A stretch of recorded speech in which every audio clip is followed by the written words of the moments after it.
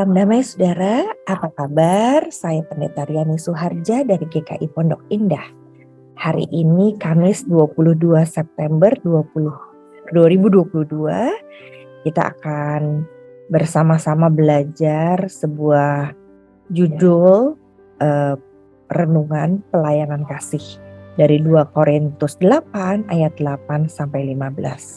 Tapi sebelumnya, mari kita berdoa. Bapa di surga, kami ingin terus belajar supaya kami semakin bertumbuh dalam pengenalan akan Engkau dan tahu bagaimana menjadi seorang pengikut Kristus yang sejati. Dalam nama Tuhan Yesus kami berdoa dan memohon. Amin. Oke Yud, bersama-sama kita akan mengingat satu bagian Alkitab dari 2 Korintus 8 ayat yang ke-14. Demikian firman Tuhan. Maka hendaklah sekarang ini kelebihan kamu mencukupkan kekurangan mereka, agar kelebihan mereka kemudian mencukupkan kekurangan kamu, supaya ada keseimbangan.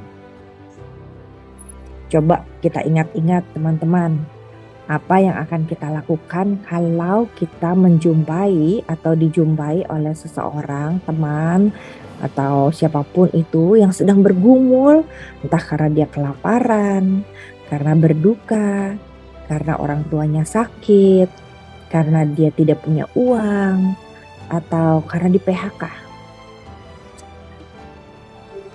Ternyata ada banyak orang berhenti sampai perkataan, duh kasihan ya sama nasibnya. Dan mereka tidak berusaha melakukan apapun untuk menolong mereka yang membutuhkan. Rasa kasihan bukan merupakan wujud perbuatan yang penuh kasih karena tidak mengubah apapun. Nah, kalau kita baca dari Korintus, Paulus mengajak jemaat lain untuk terlibat dalam pengumpulan persembahan bagi orang Kristen Yahudi yang miskin di Yerusalem. Dia berharap agar ajakannya tidak disalah mengertikan sebagai paksaan atau perintah. Ia justru rindu agar penghayatan mereka sebagai bagian dari tubuh Kristus mewujud melalui perbuatan nyata yang bisa dirasakan dan memberi dampak dengan cara saling mencukupkan kebutuhannya satu dengan yang lain. Nah, inilah yang sejatinya memelihara keseimbangan untuk hidup persekutuan orang beriman. Hal yang menurut Paulus penting dalam proses pengumpulan persembahan ini adalah sebuah kesadaran atau kerelaan untuk memberi dari apa yang ada pada diri mereka dan apa yang mereka miliki, tidak perlu mengada-ada. Pelayanan kasih bukan sesuatu yang cukup hanya diucapkan.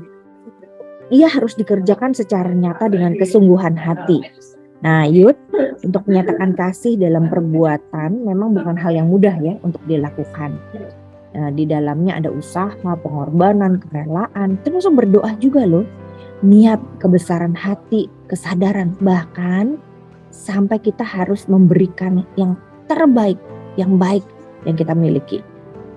Ini kalau sudah kita lakukan adalah panggilan Tuhan buat kita sebagai orang Kristen.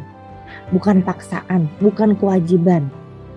Panggilan hidup dari Tuhan untuk diri kita sendiri menjadi berkat buat orang lain. Jadi mari kita wujudkan kasih yang kita miliki secara nyata, bukan hanya sebatas omong doang.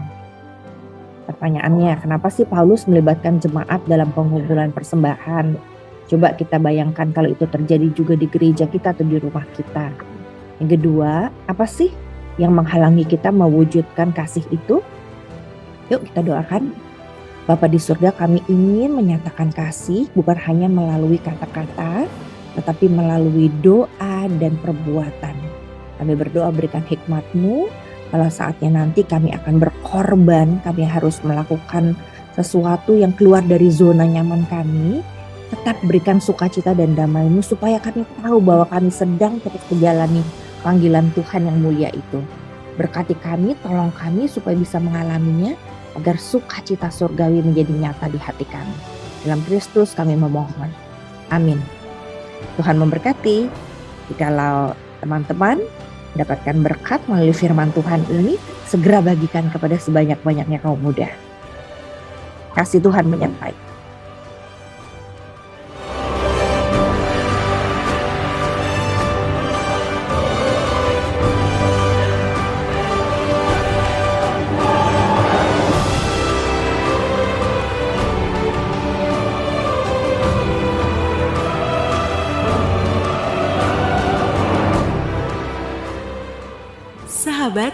Mari dukung pelayanan dan pekabaran Injil melalui YKB dengan membagikan link acara ini kepada sebanyak mungkin orang. Dukungan juga dapat saudara lakukan dengan mentransfer dukungan finansial ke rekening BCA ke nomor 450 305 2990 450 305 2990 atas nama Yayasan Komunikasi Bersama.